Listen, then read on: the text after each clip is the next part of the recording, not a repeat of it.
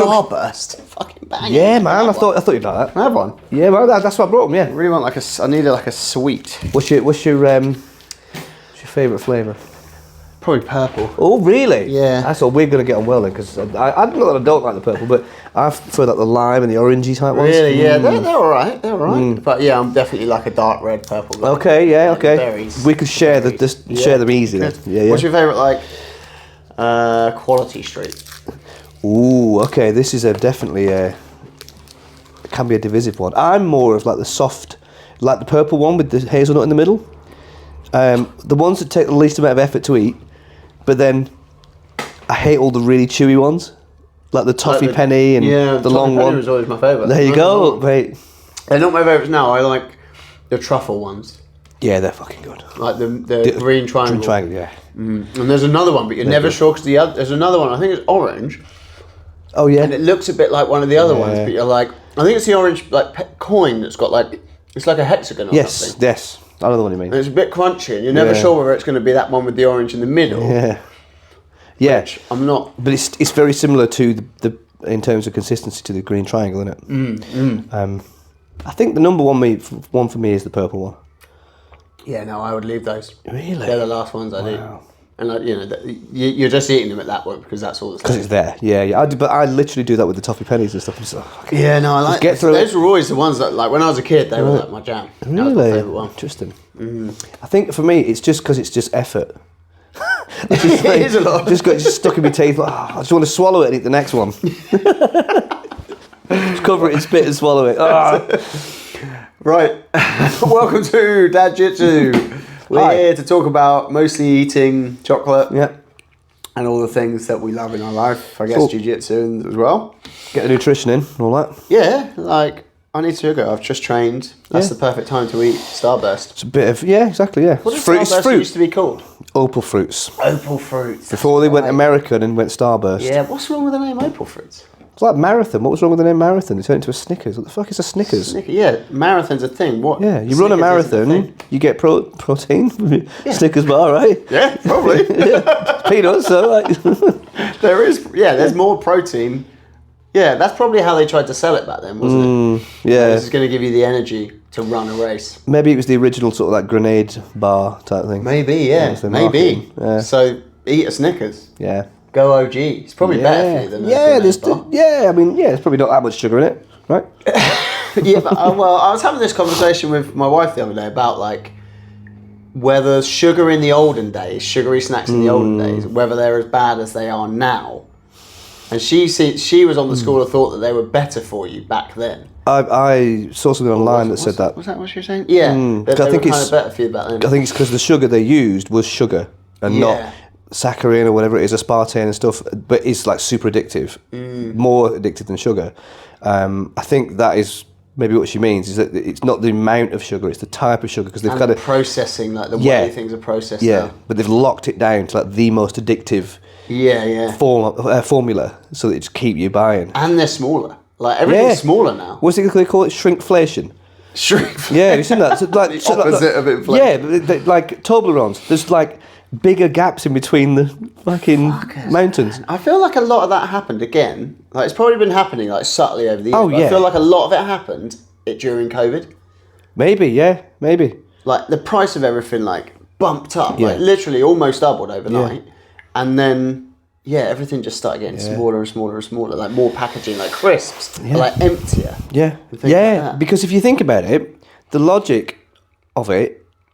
You're buying something that's perishable, that's going to go away. You're not going to see it. You're not going to be able to compare one against the other. Like you're not buying like a TV or something. You're buying something that you're going to consume and it's going to go away. So you're going to have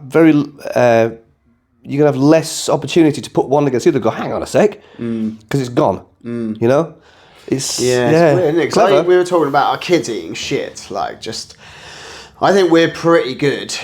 The wife was saying we could be better in terms of what we feed the kids, like and how much sugar we give them and things like that. And we really try and reduce their sugar because they're just a nightmare when they eat it. Yeah. So, and I was saying, well, like I used to eat like a lot of sugar when I was a kid. Like bear in mind that's like 30 plus years ago.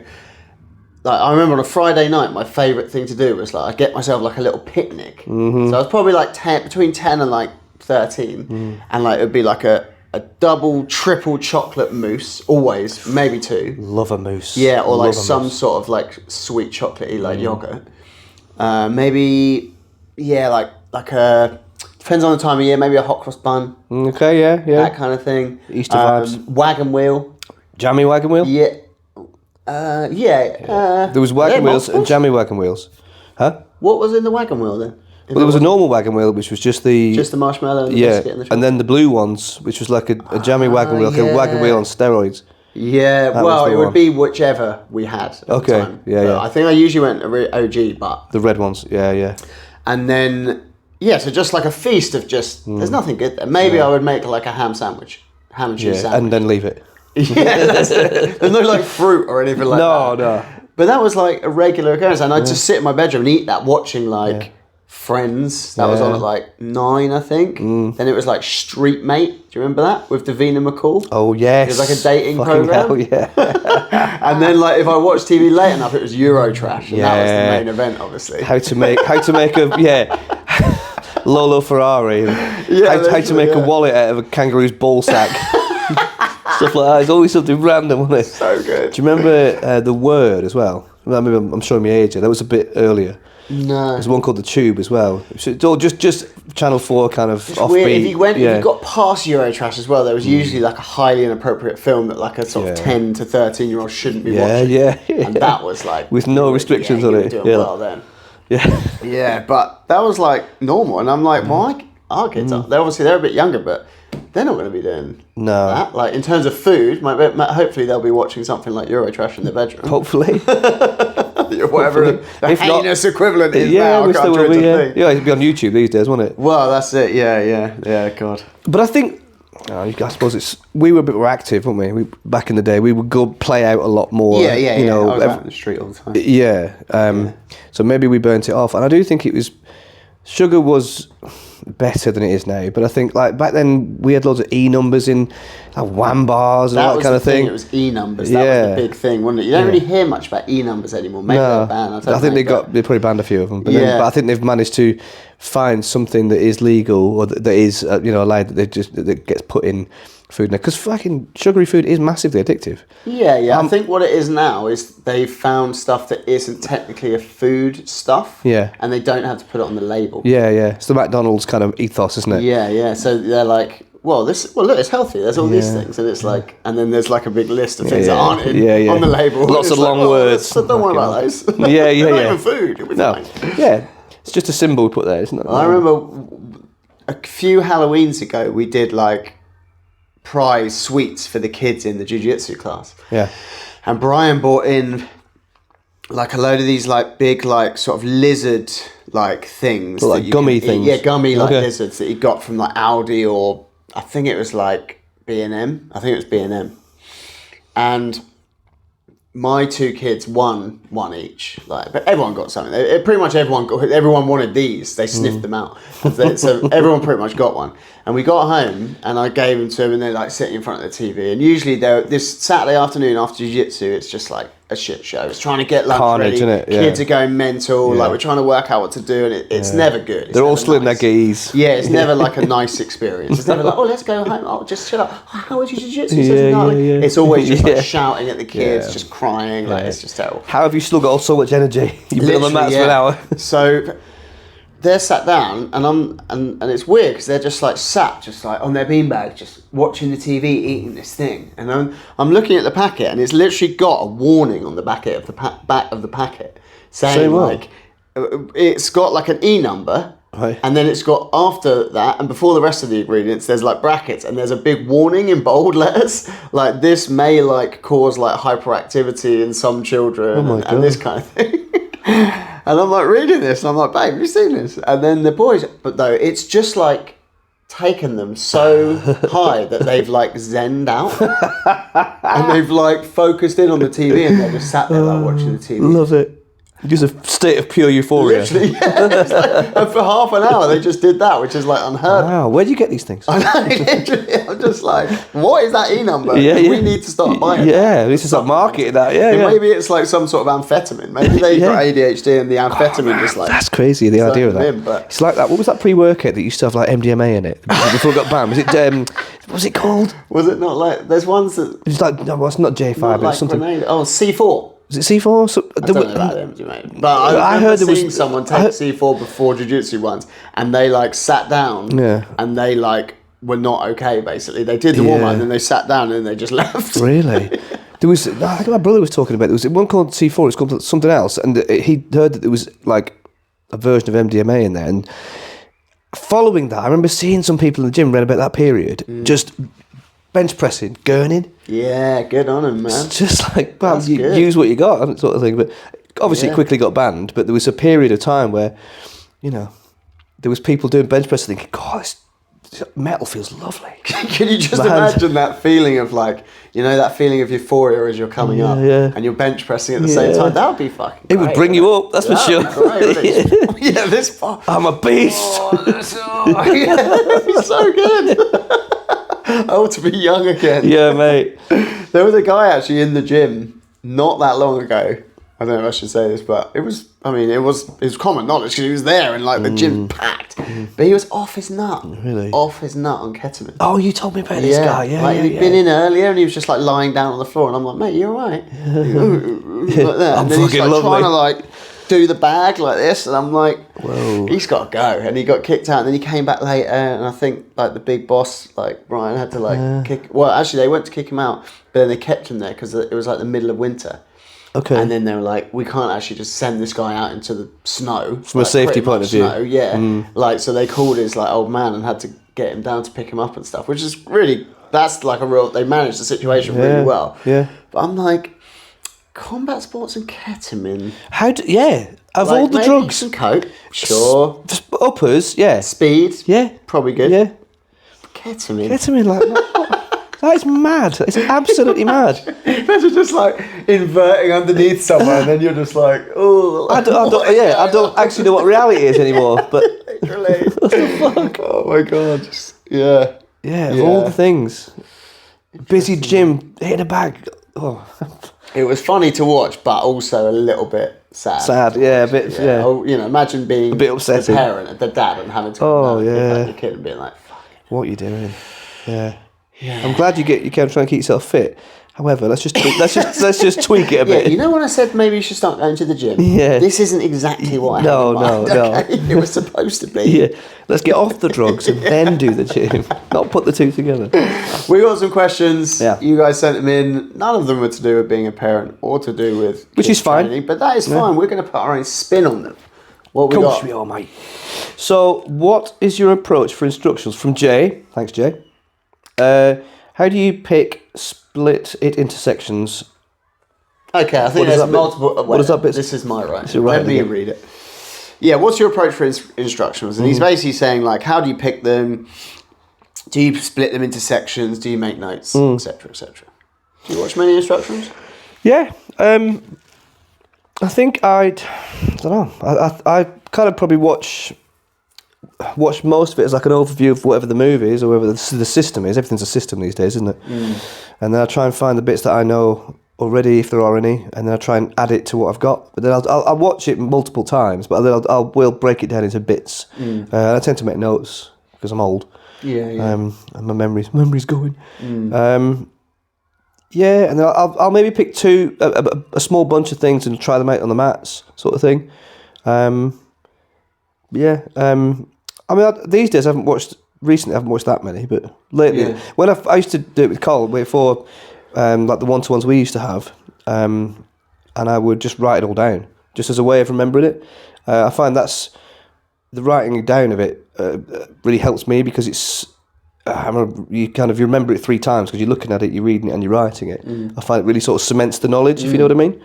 But yeah, that's my approach with it. But you? Yeah, I go through periods of watching instructionals, and then I will have long periods of not like watching instructionals or really like learning anything. Like I tend to find like I'll have learning phases and then phases of just trying it out. Like there's no point. I see this a lot in a lot of industries is people will just be constantly learning, and then not really applying it that much. Yeah.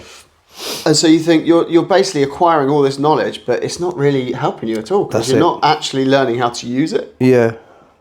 It's probably slightly better in jiu-jitsu because generally people, if they're watching instructionals, will be then going and trying to apply it in sparring. But I think there's an overload that can happen, isn't there? And I know I've done that where I've been watching like 2 or 3 instructionals at the same time. And you're just not really like taking in as much as you could. But there's been a few where I've really like studied the instructional and like tried to get as much out of it as possible. Like the Lachlan Giles, like Choke 1, I can't remember what it's called, but go and look it up. I'll put like a thing in the text below, like a link to it.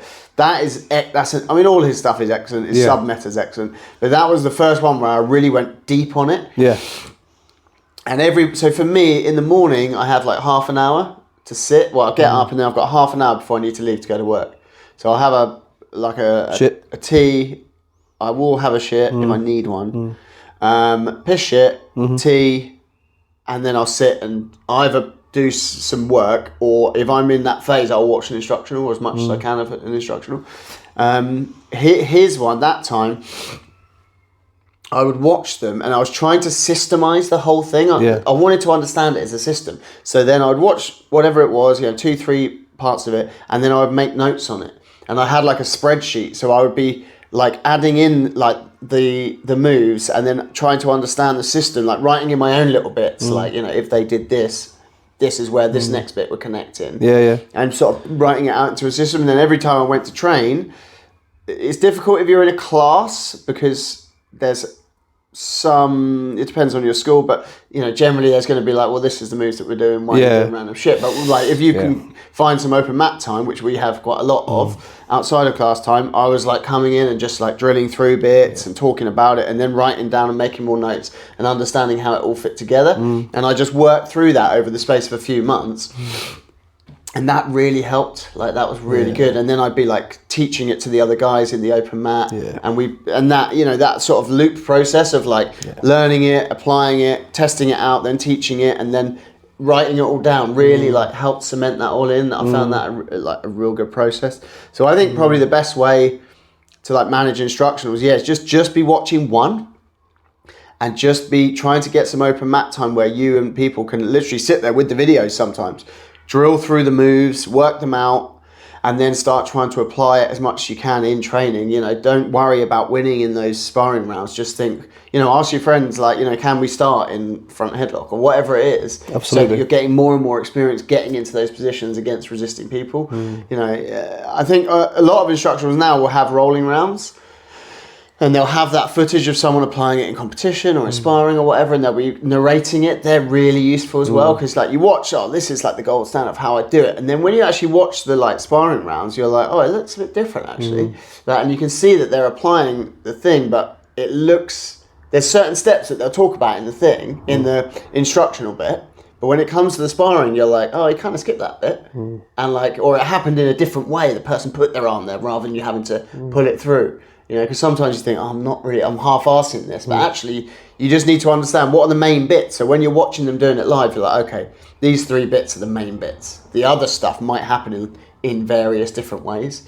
But when you're watching them, that is where you kind of get that information. It's a good way of doing it. So definitely, I would definitely watch all the like sparring rounds and live bits of them doing it, which are usually included nowadays. It's quite a popular thing to do.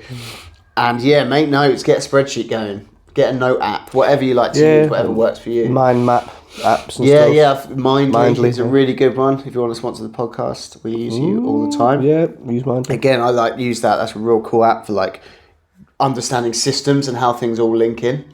That's cool. But I like instructionals. I'm not watching any at the moment, but I'll probably get into another phase of watching them soon. I haven't watched any for a while either. But I know what you mean about the.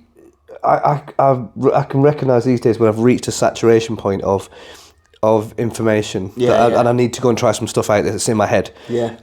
Because I find it when I'm scrolling through Instagram, and I'll start seeing some moves, and I feel the little voice in my head going, "Fucking another jiu-jitsu move!" Like, I'm at capacity, sort of thing. I need to go. I've got some stuff. I need to download the software, sort of thing.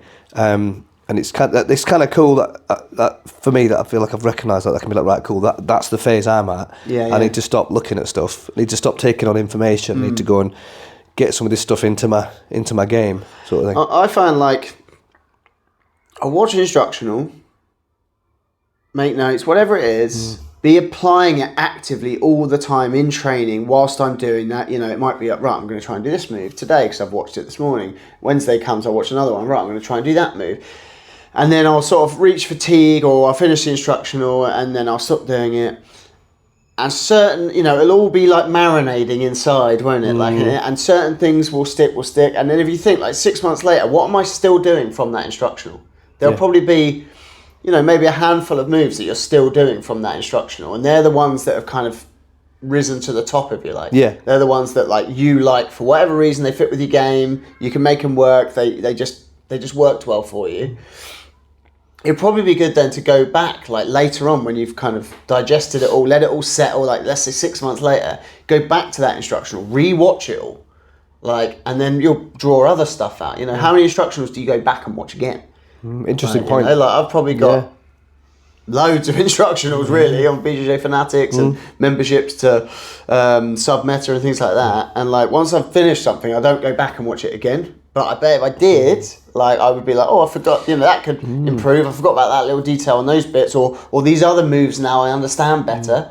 Like, and I'm sort of doing them roughly right, but like there's a real nice little detail there. And it's probably a rinse and repeat kind of process. It's you know? Yeah, to use an analogy, it's probably like, you know, like some really good movies, you watch them second time round and you're like, oh shit, I didn't spot that. Yeah. You know, the second time you watch The Sixth Sense, you're like, oh shit, that's because he's dead. Right, at the beginning, you know. Sorry, we ruined it for you. Yeah, sorry. Yeah. Spoiler alert, like 25 years later or whatever.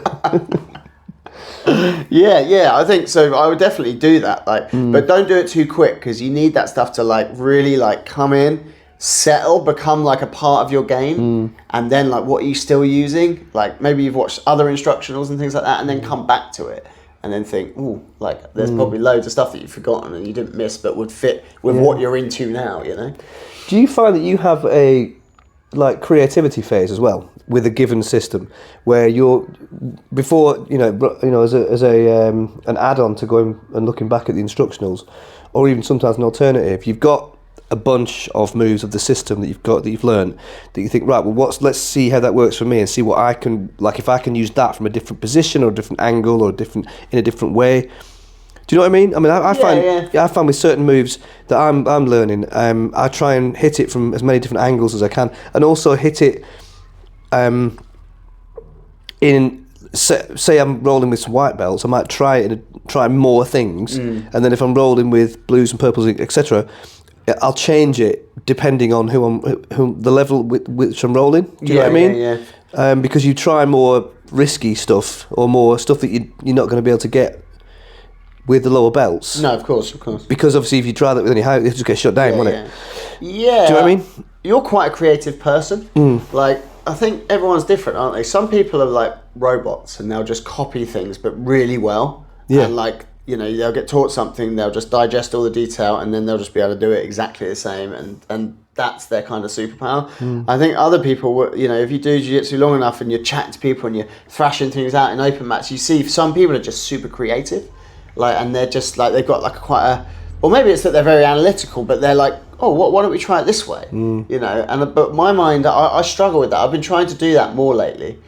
Be more creative. Be like, let's just try random things and see if they work. Let's try changing things. Could I put the arm over here? Like, how can I reverse engineer something and change it slightly to come up with kind of new stuff and different things? Yeah. Whereas before, I think my natural leaning is just learn it and just do a shit copy. You know, like repeat it as best you can. Yeah, exactly. Yeah, and like that feels natural to me, but But yeah, lately I've been wanting to be a bit more creative and try and come up with things a bit more and try and change things and be a bit more innovative. Yeah, okay. You know, but that doesn't come naturally to me. Right, okay. Like once I learn something, a system I liked it, I'm like, okay, I can apply that now. Yeah. You know, okay. but like it's because I've learnt it from someone else. Yeah. And I just remember certain bits of it and I can apply that. Yeah. You know, whereas some people I've noticed are very good at being innovative, just coming up with things. I mean, it'd be good to be a bit, you know, be a bit from column A, a bit from column B, wouldn't it? Where you can. Yeah. That would be the goal. Because I find that sometimes I'm probably guilty of not doing that and getting every little detail down before I think. I'm definitely guilty. That's what I mean. I probably remember half the details. Yeah. And then that's it. Yeah, but even like a given move that's been taught in class, I'll just get it and think, oh, cool. Oh, no. And I'll forget one bit. Oh, yeah, the arm goes over there. Right, okay. But that's why I keep fucking it up. But I'm already thinking about the creative element. Oh, I got to move that around. Or, yeah, well, so do you know what I mean? Yeah, so that's why I think. You're a creative person. Yeah, but I think there's upsides and downsides to both sort of ways, isn't there? Yeah. Just sort of moving on too quick. Yeah, I'm definitely guilty of that. Yeah. Like, yeah, cool. I've kind of got that. You know. Yeah, it's hard though, isn't it? Like I find it hard to remember shit. Oh mate, the older you get as well. Some people are so good at remembering every detail of a move, and they're just like, no, this bit, and you're like, how do you do that? Neuroplasticity. Do you think? I also think it's a personality thing. I went to music college when I was an older student, so I was 27, and I was there with 18, 19-year-olds, and we were all learning this stuff. And even though at 27 you're still young. Yeah. But I even then noticed a difference in the retainment of information, where they'd show us some stuff, and you'd look around, they were, yep, got it, cool. And I'd be like, hang on, just can we just do that again? You know. So I do think it just, and also that's a lot of factors, isn't it? Your age, your genetics, whatever, can go into how you can retain information. I think you can always improve that, can't you? Yeah. Proper sleep, hydration, memory techniques. Oh man, that's being well fed. Yeah. Like if I Monday night's a double, by the time we get to like the technique and the gi session at the second, done. If I haven't eaten enough in the day, I'm just like. Yeah, man. I get that during training. I also get it at rehearsals, where you just get the third hour in, you're like, and they're talking about various different things, and you're just like, it's just not going in. I'm just done. I'm at saturation point. Sort of. Yeah, 100%. Yeah, 100%. I get that on because we do long days on the Wednesdays, don't we? Yeah. The Wednesday, another one. You need to have a really good breakfast. Really good nutrition, or really good, good feed, because you just get to that last hour and it's just like when we start spangling out, don't you? Your eyes start going, and just being able to just remember and kind of regurgitate what's been taught. It's just like, hang on, what? Where does the amount? Especially because we I'm your demonstratee. Is that the word? Uki, thank you. That's easier. That's much easier, isn't it? Japanese, mate. Basically fluent. 1/4 Japanese, isn't it? It's just. Yeah, I think it's just hydration and sleep is a big one, which is always something I find I'm on the back foot with. Yeah, big time. It's a tricky one, isn't it? Right, we got another question. I'm not going to read that one, but you are the Polish jiu-jitsu or whatever it's called. Is that a word? Judoka's a word. Yeah. Can we, as a community, come up with a really cool, snappy-sounding word for jiu-jitsu person? Because I don't think it exists. No, Jiu-jitero sounds weird. Jiu-jitero. The first two questions are, what the fuck is that? How the fuck do you spell that? It shouldn't raise so many instant questions. Judoka is like, oh, you do judo. And I can spell that because I can see it in my head. Judoka? I mean, it just sounds like another sequel to the Joker film. The Jewish Joker. Yeah, it's just a controversial one. Yeah, exactly. Oi! I'm going with that. Judoka. I like it. Okay. I like it. Okay. Right, let's move on. Carl asks, what is the key to a good neon belly? Okay. You said that like it was a recipe. Do you know what I mean? What is the key to a good baked Alaska? Funny enough, we did a kind of neon belly thing today actually when we were in our sort of open mat bit. Neon belly, eh? Well, I mean, it depends what you want out of it, really, doesn't it? Like, if you want to cause someone pain and discomfort, it's a bit. I do it no-gi. It's not a great position no-gi because I feel like people can just spin under and get into like K-guard and too slippy sliding 50-50 and things like that, and it's not great for pinning. So you because you're quite high, there's space. I don't think it's great. But if you want to cause someone pain and discomfort, again, it's just getting the kneecap right into the sternum and trying to pull out. If you're no-gi, I would sort of pull up on the back of their head. Or maybe two hands to the back of their head, bit of can opener cheeky style. can opener, yeah. Things like that. So really crunching them in. Yeah. In the gi, obviously, it's a bit better because you can grab the trousers, grab the collar and pull up and drive your knee down. Imagine your knee's like a drill and you're trying to drill through the earth. Like I would do that kind of thing. You know, that's... I've got no problem with moves that cause pain. Nope. Like, we're doing jiu-jitsu. That's why we're all here, right? You're literally there. Like, it's not like learning to knit. Like, I think people get a bit like precious. Like, oh yeah, but you're hurting your training partner. Just fucking tap them, man. It's called combat sport for a reason. I've been injured usually you get injured by your favourite training partners. Well... That is funny because you roll with them more often. Yeah, I got fairly injured by one of my favourite training partners on Wednesday, actually. Yeah, literally. Shout out to the big sexy bear that is Brian Andrews. We were doing he was in jiu-jitsu sparring, actually, but he's really getting into his wrestling at the moment. I'll tell you exactly what happened. Okay. Because I was watching it. Oh, were you? Happened. Okay, he sent me a... Go on. Got like a nice Uchimata on him. I believe it was that. And you were kind of hopping him round, like you were rotating with the finish, and you were like doing like the Ken style finish. I think this is what happened. But he had I think he managed to get like a kind of body lock on you. And so as he was going round, he then basically lifted you up into like a sort of rotating, like lateral drops, semi-suplex kind of thing. And with quite a lot of force, returned you to the mat. Yes. Well, I worked at the maths, and because he sent me a video of the move he was going for, and I'm going to do it with this arm because this is the injured arm. What the correct thing to do would be to break fall like that on the mat with what was left, your forearm because of where the position is. However, there was a wall here where we fell, so I landed on the mat like that. So our combined weight, because at this point my weight and his weight is in the air. So a combined weight of about 187 kilos went down through the point of my elbow, at which point my elbow bone popped out of my arm for a split second and split all the skin, everything, and then went back in. And it was really weird because I didn't feel it, really, it didn't hurt. Yeah, because it must have just been like the force of that just... I thought it was the floor but it's a mat. I thought it was the floor that split the skin, but I think it was the bone that split from the inside. So then Brian was like, he's like, you got a bit of blood in you. I was like, oh yeah, fuck, okay. So Kate at the gym said, let's have a look. She's a first aider, and as I did this and I bent my eyes, she went, oh my god, I can see things moving in there. Right. So I went to the accident treatment centre. And you know what the nurses are like in A&E? They're just Marines, aren't they? Yeah. You'll be fine. Yeah. Look out there, soldier. Yeah. And I went in there and she said, let's have a look at it. And just really blasé, she went, yeah, you're going through to the bone there. I was like, cool. So I got to put a stitch in it. I was like, shit. Obviously, like most people when you get injured that do jiu-jitsu, I was like, how long until I can train again? And she was like, 7 to 10 days. I was like, fucking hell. So then I had a bit of a ramble. I didn't tell you about this. I had a bit of a ramble moment where because we've been waiting quite a while, and Brian, bless him, he felt awful. He sat there with me the whole time, my chaperone, and she's like, right, we're gonna have to put a stitch in that because the glue won't work. And I was like, okay.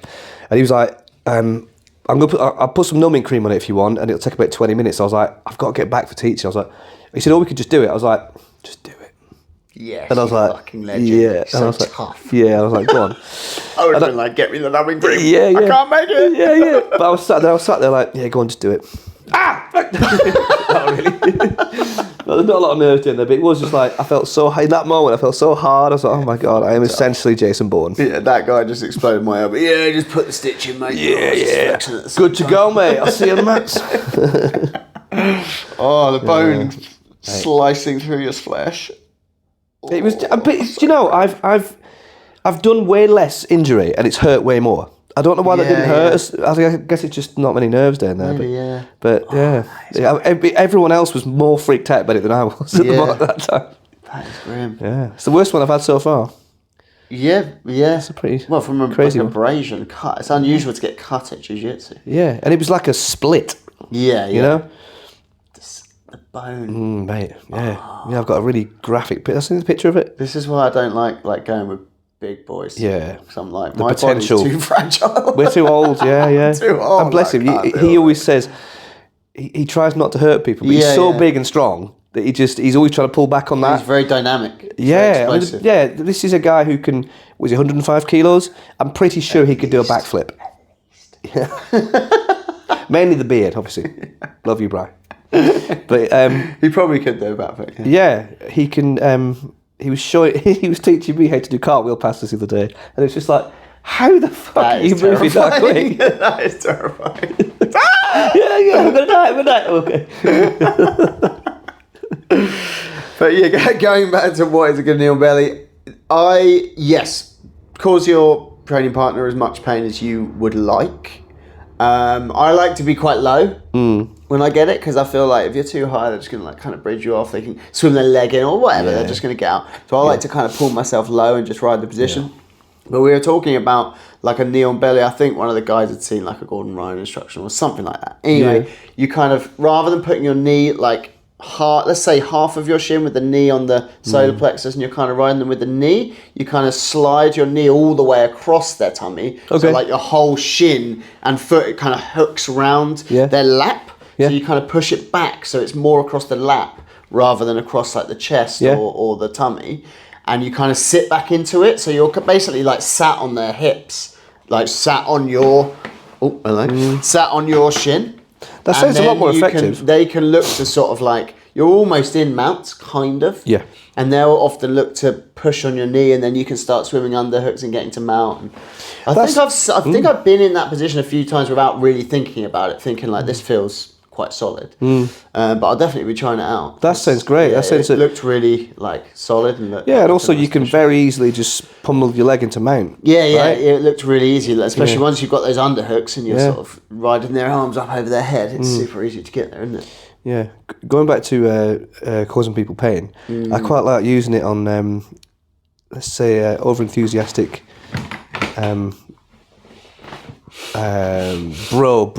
big bro white belts. You know who you are. Yeah, ones that are they're just going a bit crazy, and you just get hold of it, and just get the grips and shove your knees. But simmer down. I'm too old for this. You need to slow the fuck down. Yeah, that's a perfect time to use it. When should you use a really aggressive knee on belly? I think that's perfect. Yeah. I think that's perfect time. Yeah. How would you stand on like kids really applying like a hard knee on belly? That's a tricky one, isn't it? I mean, yeah. That one you just explained, that'd be a great option for kids, wouldn't it? Because then obviously there's a potential for it really putting them off, because it does fucking hurt. If you get the point of your knee right in there, it can be quite nasty. And a kid could unwittingly do that. But you want to teach them how to use that ability to kind of cause a little bit of pain in a competition. But that's a question within a question, isn't it? At what point do you release that sort of information and ability to a child? It's like that you can use that. Yeah. Do you know what I mean? Because it could easily be not abused, but it could easily be kind of used too much from a kid. It's the whole with great power comes great responsibility sort of thing. Yeah, it's a difficult one, isn't it? When I'm teaching the adults, I delight in teaching horrible things. Yeah, because you don't have that responsibility for them as a person, if you know what I mean. Because that's up to them. Everyone takes their own responsibility, and it is what it is. So I'll always try and add in something to a position that causes discomfort, pain, embarrassment, whatever. Yeah, normally a wrist lock with you. Normally a wrist lock, something like that. So we've all had them from him. But yeah, with the kids, I've really had to like dial back on that. Yeah. And occasionally what I'll do is show some of the older ones bits. Yeah. But then like occasionally you see them like using it inappropriately. And yeah. Like, oh God. That's it. And then you think, oh shit, I kind of overcooked the goose. Yeah, yeah. Although I do have one chap that I have had a one-to-one with for ages, and he's now 16, so he's an adult. That's it. He's free.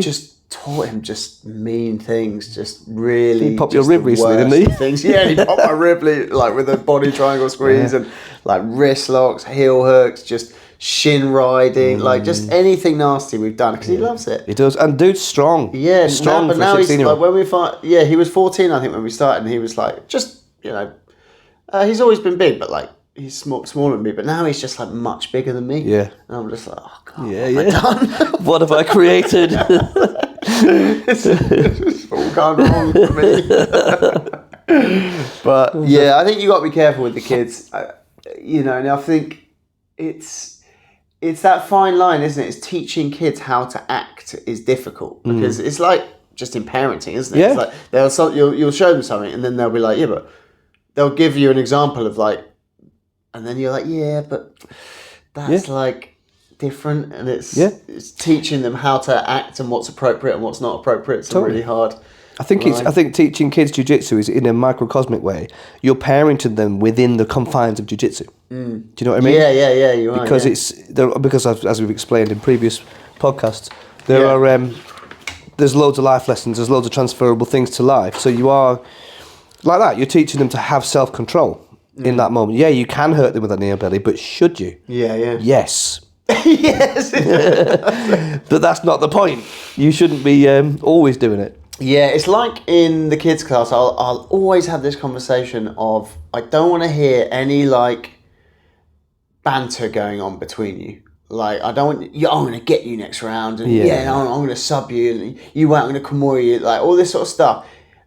Once they get to like 14, 13 above, that I don't mind it. Yeah. Because they can take it. Yeah, and like they're socially aware enough that they're only really doing it with their mates. Yeah. And like they know that like if they're doing it with someone they don't like, then it's kind of bullying in a way. And so they would be aware of that. And maybe they make that choice to do that. Yeah. But like most of the time they don't. Yeah. And if I heard them doing it, and it was obviously someone then they'd be reprimanded and whatever. Absolutely, yeah. But with the little ones, like often they'll be like, they're so, again, like we spoke about last time, they're so raw. Like, I'm going to sub you now. I'm going to get you. I got you. And then like and I'm constantly having to say to them, like, you're not allowed to do that. Yeah. Like, don't do that because how do they feel? Like they're not happy about that, are they? Like you're like sticking it in their face that you submitted them, and they're too young. They're getting upset. And it's like just keep it to yourself. They're too young to process that in a amicable way. It's a laugh between friends. And maybe. And that's usually not how it's meant. No, that's right. But you can see how as a kid below a certain age they could really see that as something serious. That guy hates me. Or like my middle child is a bit of a nightmare for this, and like he was like rolling with someone, he was like, this is easy. Oh, and really? I was like, Louis, shut up. Like you're not allowed to, like that's not kind. You're not being kind to the person you're rolling with. I guess that's it. That's exactly, you just hit the nail on the head. It's you've got to instill that moral compass. Not that Louis doesn't have a good moral compass, but it's like any kid below a certain age, you haven't fully formed that yet. Yeah. And for him, I think it's like he's trying to like, it's a weird like dynamic between me and him of him like working for my approval and then like me being like, no, it's weird with him. We're exactly the same. Right. So it's there's a few clashes. Yeah. And there's a dynamic. I remember Ruben going through this process, and then he kind of came out the other side in the jiu-jitsu context, and now he's kind of all right. But like Louis is sort of going through it at the moment. He's only fucking 5. That's it. Yeah. It's about expectations you put on them at that age, isn't it? But that's exactly what it is. You're minimising the expectations of what they're capable of. So stuff like banter is off the table because it's you're not expecting that they're going to be able to cope with it. On the receiving end. Yeah. So it's really good. Yeah, sort of but with the element. teenagers, I don't mind that bit of banter with them. And if they want to rough each other up a bit, I feel like once they're like 14 and above, they're kind of all right. I guess again, thinking about sizes, are you good mates? Like if they're two really good mates, I'm like, get him with the knee on belly. They're like physical enough to do it. Get him. Yeah, but I think it's also something that you, even at that age, because there's still a lot of like, fairly emotionally fragile kids at that age. Oh, right? yeah. And I think that's the mark of a good coach is your students. You know that kid's quite sensitive. So if you see someone roughing him up and doing that to me, he's not ready for that yet. Yeah, of course. Whereas there are some kids that they can take banter from us, and they kind of then, and especially if they're mates, it's like, yeah, crack on. Yeah, that's what we do. Yeah, exactly. That's what we do. And that's the fun of it, isn't it? It's just getting in there, wrestling, beating like your mates. There's nothing better than the roles we have. Where it's just you literally like, oh yeah, nearly. Good night, or whatever, But yeah, it's. I was going to say something then, but I forgot what it was. But you've got to just judge each case, isn't it, in terms of telling them to do mean things to each other. Yeah. What I was going to say actually is what I'm conscious of though when coaching the kids is I don't want to make it too soft. Yeah. Because it's fucking hard jiu-jitsu, and that is what is good about it. Yeah. And I know it's a kids class, but I think sometimes the way I've seen people doing their kids' classes and the way they sort of spoke about it, they're making it too soft. Yeah. And I'm not saying that we're going to get 5-year-olds and they're fighting to the death. Mostly with our sort of 5 to 7-year-olds, it is a lot of technique and they do a bit of sparring, but it's very controlled and do you know what I mean? Yeah. But from 8 upwards, we do a lot of live training, a lot of positional sparring, a lot of sparring, a lot of stand-up, a lot of constraint-led drills and things like that. And, it's not as busy as the kickboxing class because it's harder. Yeah, yeah. And I heard one of the kids the other day saying, and he was someone said, what's more scary, jiu-jitsu or kickboxing? And this is one of the kids who's probably one of the best kickboxers. He was like, jiu-jitsu, for sure. Really? Okay. Yeah, and I was kind of okay, I'm kind of pleased about that in a way, because it is hard, and that is what is good about it. That is one of the main things that good about it, that you go and you have this really hard session and people are beating you up and you're existing in that environment and you're trying to do your best. Yeah. And sometimes you're going to do really well and you're going to rise to the top. Sometimes you're not and you have to deal with that disappointment. But that is such a great learning experience. Yeah. So I don't want to dumb it down and make it really easy. Yeah. And I know we're going to lose kids. Yeah. But I think this is the process. The ones that stick with it, they're going to really benefit from it, rather than making it real easy and grading every 6 months. Oh, there's your next belt. Or, all this kind of stuff. I think it's not the true art, if you like. You're absolutely right, and I think the kids who do stick around, jiu-jitsu is for them. Yeah, exactly. I think it's not for everyone. In the harshest, you might say harsh, but it's not. Yeah, it's not for everyone. If some people, adults or kids, struggle to cope with how hard it is, it's probably not for them. Yeah. Because it is. You're right. It's supposed to be hard, and also it's supposed to be. It's ridiculously technical, right? Every single thing that you learn. We've said this before. If you learn, a striking art, as amazing and technical as they are, any kid can throw a punch or a kick from any age. A very basic version of it, but none of them can do a rear naked choke or a triangle choke or a triangle. Do you know what I mean? Yeah. Or even an arm bar. It's as an adult, I was like, what the fuck is it? What you leg? I came from kickboxing to jiu-jitsu because I was, like I said before, I was just wondered what all this weird stuff was. This jiu-jitsu, and I was like, I don't even know who's winning. And I forget who I partnered up with the first session, and he was like, "Oh no, your legs are your guard." And I was like, "What? Your legs are your guard? What?" And then all these, and every single element of it, where it was all alien. You learn every single element of jiu-jitsu as a baby. You're almost like you don't know anything, and then you just learn every element of it from the ground up. So when you do get to the point where you know a fair bit, you've come so far. And I think that's a really good thing to instill in the kids, that this is a tricky thing you're doing. If you want to stick with it, it's amazingly rewarding. But it is going to be hard. So you are going to kind of get the kids that it is for. And I think we have. We've got a really good bunch of kids at the gym. It's a really good team, and they're such a good. Individually, they're really good, but as a team, they're really starting to become a really formed team now, aren't especially the young ones. I think we had we had a good group of older ones, and a lot of them dropped off, which I imagine we're probably going to see. We're only 2.5 years in to the kids program. We're probably going to see this happening more and more. So we're probably going to see kids starting off at single digit numbers, they're 9, they're 8, whatever, and then, they get to like 12, 13, 14, they sort of filter off. I imagine this is probably what we'll see a lot of, but we have a really nice cohort at the moment of like 5 to 8-year-olds, and there's quite a lot of them. Yeah. And there's a lot of girls and there's a lot of boys. You can see little friendships. So, hopefully they'll all stick at it, but I'm sure, realistically they won't. But I think it's just great, and hopefully, even if they do it for a couple of years, they learn some good lessons, toughens them up a bit, and they go on their way. Bit of flexibility. Totally. Definitely. Right, last question. Dan, what's your pre-competition mindset? Yeah, fuck. I tend to go a bit full on with it, really. Like diet. I remember the last one I did, I was got to the point where I was eating like porridge with water and no sugar, nothing else in it. Just really trying to get my weight.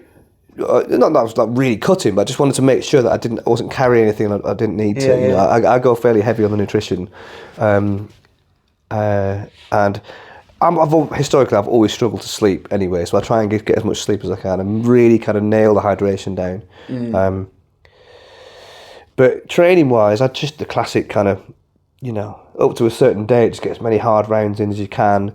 Whatever game plan you've got, really try and nail that, try it as much as you can, but then start tapering towards the end to sort of prevent injuries, and the last week or so, just taper off. Yeah, I think, that's real good advice. I think what you meant was like going into like a competition day. Oh, into the day, I okay. would say that's what he's talking about. Okay. Watch your microphone there. Oh, sorry. You're that kind of... so before you get on the mat, while you're waiting to get on, okay, how are you like zoning in? How are you getting in the zone? What I've always done, and I think, I'm not sure whether to change this or not, but I think the further into the sort of hierarchy, or further into jiu-jitsu I get, I might start changing this. But historically, I've always I don't even want to see who I'm training, who I'm fighting. I just want to, even as I'm walking on the mat, I just want to just put them in front of me, sort of thing, and I'll figure it out. Which I suppose there's benefits to that, and there's downsides to that. A lot of people, they'll spend a lot of time researching their opponent if there's stuff online and what moves they use and this, that, and the other. But I think there's benefits to that, but there's also the fact that you can psych yourself out with maybe, like we've said before, he looks quite big, he's moving quite well there, and get yourself at it. Whereas I just think it's just another guy. They're going to have parts of their game that are good, and I've got parts of my game that are good, and it seems it's worked for the past few competitions. Literally just. Like I said last time, I just when I'm on the mat, just about to go on, I'm looking for the guy with the grey hair, or the guy that looks a bit tired. Oh, there you go. Okay, he looks alright. He doesn't look too. Okay, cool. Yeah. I like to meet. I like to shake my. Okay. Yeah, I've done a bit of that. Chat to them first. Yeah. Because I always assume it's going to be some animal headphones on. Yeah, just pacing zoned around, like going to kill me, and I get in my head about it a bit. Yeah. That's what I'm trying to avoid. Yeah, but usually, if I can meet them and shake their hand, I'm like, oh, this guy's just a normal guy. I don't know. Because they always are. No, I know. Very rarely not just a normal person. Totally. But I like to shake their hand. Oh, mate, and and they're a dad or whatever. And you're just like, I don't know. I know what you mean, but I don't seek that out, because I'm thinking, what if I'm going to kind of lose a little element of that competitive edge because I'm like, he's a nice guy. Let's be friends. It's not. When we're on the mat, I kind of want to kind of do stuff to you against your will. Do you know what I mean? In whatever way, depending on your persuasion. But no, I get that. I do get that. I worry that I'm just the nice part of my personality, or whatever. The nice guy stuff's going to come out, and I don't want that at that moment. I want the competition mindset. Do you know what I mean? Yeah. After the fact, obviously, it's. I don't struggle with when I'm on the mat. I'm fine. Okay, so you can switch. We're there. Yeah, okay. It's fine. But before, I don't know why. Yeah, I've tried doing the headphones and pacing around and being like, I'm the fucking man.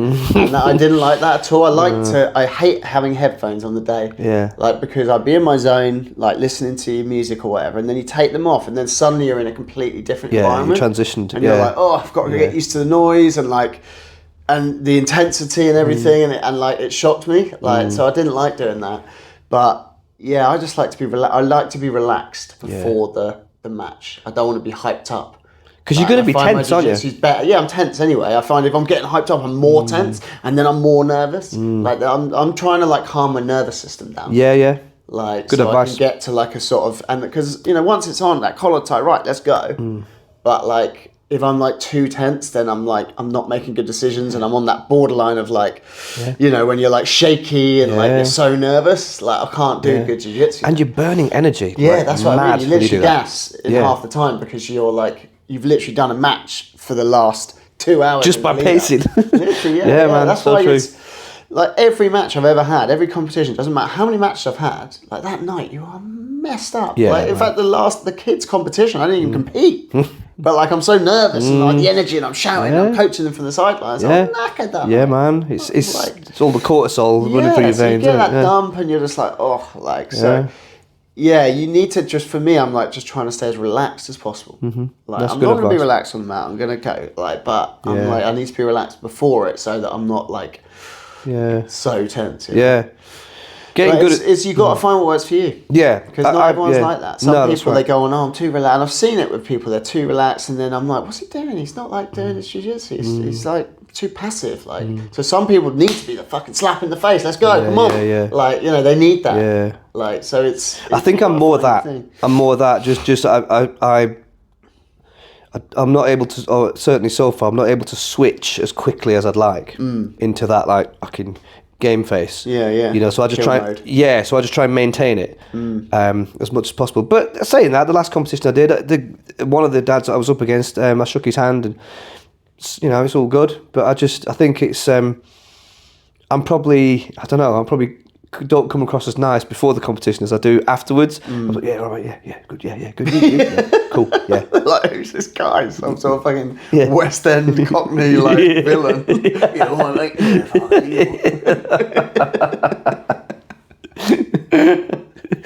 The way you said, one of the dads I was up against made me think it was like a parents' sports day grappling event, which we all dream about. Let's be honest. Oh man, fuck that race off. Yeah, let's just do wrestling. Come on. Well, where my kids go to school in a military area, so I'm not going to win the running. But I get absolutely murked with the running. But I'm like second to last every time. I'm fucking trying. Yeah. But so I was like, yeah, can we do? Yes, let's have a little parents' grappling competition. No one. Okay. I think I came. Well, my wife said I came about 5th or 6th in the parents' race. It was the first time I've ever done. You did it in Crocs as well, right? Yeah, I did it in Crocs. There was at least 30 dads That's amazing. packed onto this start line. That's good. They hadn't done a sports day in the whole time the kids had been at school. This is the first one, I think, because of COVID and things like that. This was the first one, so I was underprepared. I was like, well, they're not going to do a dad's race. Sorry, they'd been doing sports day, but they hadn't done the dad's race. Yeah. So I'm like, there in my Crocs and just like, whatever. And then they're like, there's parents' race. I'm thinking like, fuck. I got my Crocs on. The year before that, I'd worn trainers in anticipation, and they didn't do it. So typical. I was like, I could go home and get my. I'm like, I don't want to be that guy who's gone home to change his shoes to come back to do the race. Very cringe, isn't it? Yeah. I'm just gonna have to try and win it in the Crocs. And I start, and I think I was wearing the Crocs where they didn't have a sport mode because it was broken. Oh mate. And so the Croc kind of slips off, so I'm curling my toes trying to get my Croc back on running. Oh. Yeah. And you still came 5th. That's amazing. The wife said I came about 5th or 6th. Okay. So, but the person who won it wasn't even a dad. He was an older brother who's 18, tall, slim, built for running. I'm like, that's fucking bullshit. Yeah, but that makes your 5th place even better. Yeah, so basically 4th. Yeah. Probably 3rd or 2nd. Maybe even, So next year I'm wearing trainers. Yeah. And I'm going to be walking around doing little stretches and just warming up. With your headphones on. With my headphones fucking kill these guys. Mate, I'll tell you the first time. I'm not shaking any of their hands. No. This is just anger, I'll speak to you afterwards. Yeah. Mate, the first one I ever went to was at nursery. Wow. Bearing in mind, again, just for context, it's a military area, so there's lots of fit people around. And we were just lined up on the little lines around the start, and I could see there was lots of dads really taking it seriously. And I think literally with a running number. Yeah. Well, you said that. So the dad I was stood next to, I was like, God. I sort of said to him, God, there's a lot of people. There's parents putting spikes on and stuff. So I'm not joking. and I was like, God, this is getting a bit serious, isn't it? And then the dad just looked at me and got into the running stocks position. So the starter blocks. I was like, fuck it. The thing about it, he shot off like a whippet, and I was just like, this is mental. I've never experienced this before. This is a nursery sports day, and you're treating it like you're fucking competing in the Olympics. What the hell? The child's like 2, he can't even. He didn't even know what's going on. He just got his sippy cup. He's like, okay. Dad's like, yes. His dad just got back from war, and he's like, exactly. I don't even know who my dad is. Yeah, exactly. Is he my dad? Oh, okay. Oh dear God, people take stuff way too seriously. Mate, totally. I reckon we pretty much exhausted your attention. If you've been taking a shit, you've been on the toilet way too long. Your legs have probably gone to sleep by now. Thanks for the questions, all the people that wrote in. We've got a shit or legit. We're not going to do one now, but I've actually filmed a little bit of one, so there will be one coming in a minute.